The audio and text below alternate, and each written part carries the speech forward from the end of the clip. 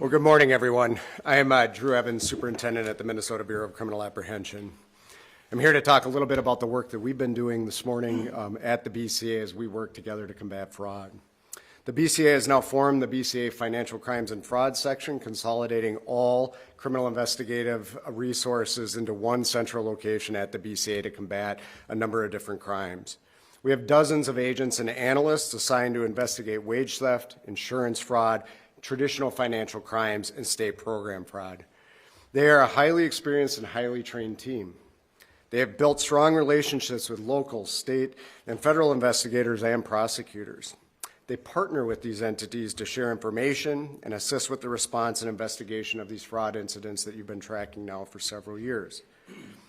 I remain grateful for these relationships and the work of our federal partners at the FBI and many other law enforcement agencies, including the United States Attorney's Office, who bring specialized resources, expertise, and commitment to prosecuting these large, long-term, and often complex investigations. Their ongoing partnership with us is critical to combating these thefts of state and federal funds.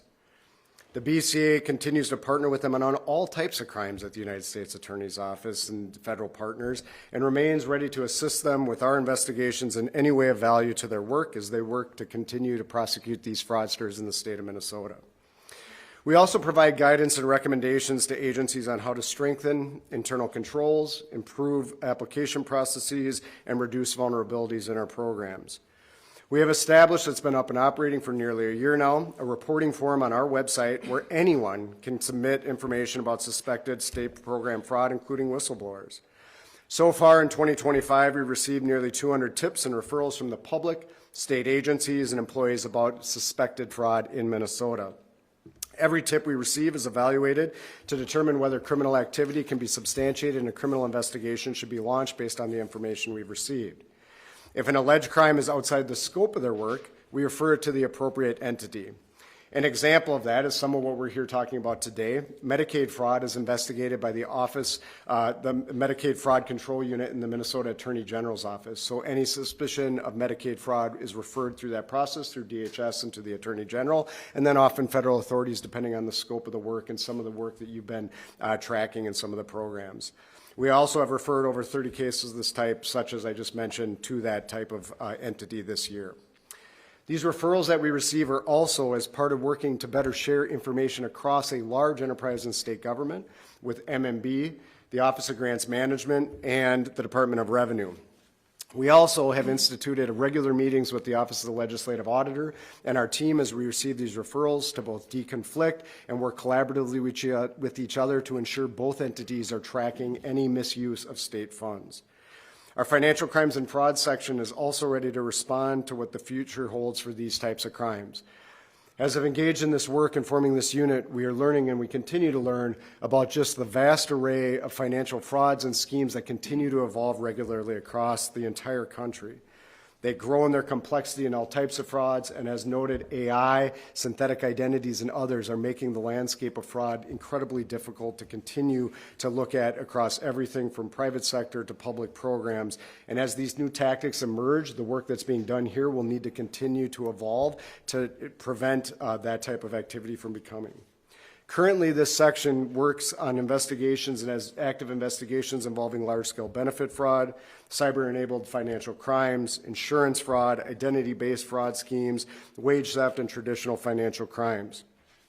While criminal enforcement is only part of the work required to change the current landscape and the culture that's been referenced here today in state program fraud, it is vitally important that we hold those that commit crimes and violate the trust of Minnesotans to be held criminally accountable for their actions.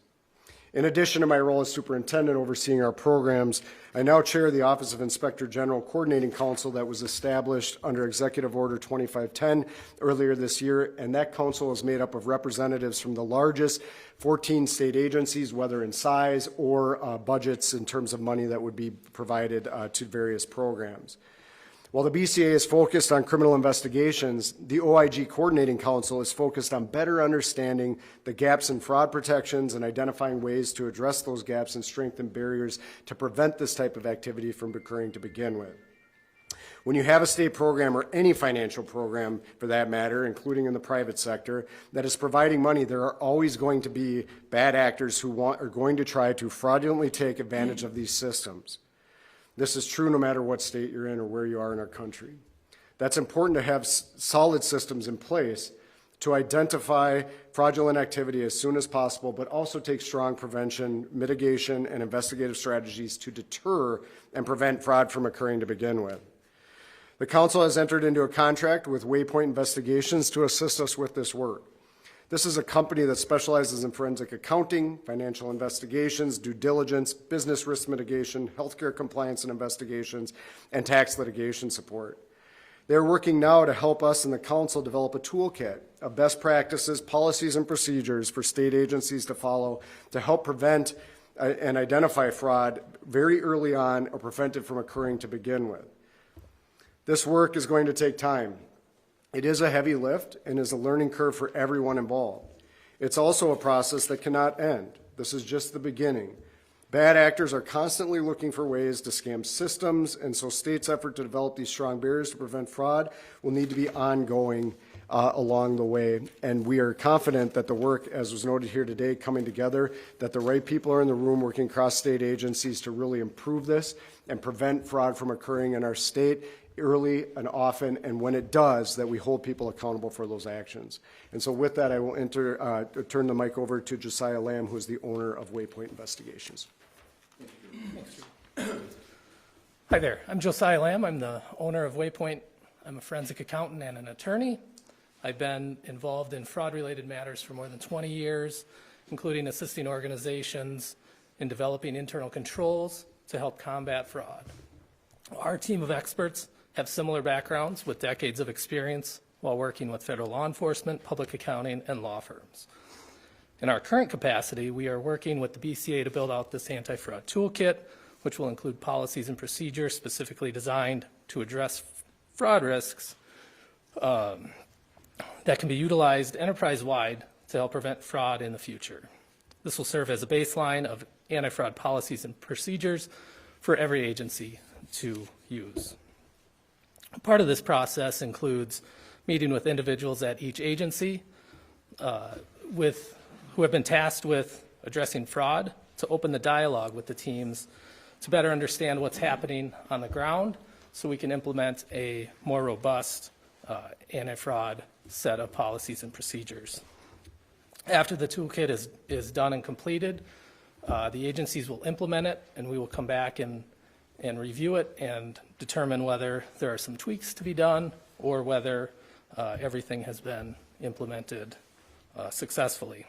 Again, as Drew said, we are in the early stages of the process, and we look forward to continuing working with the BCA to create this anti-fraud toolkit.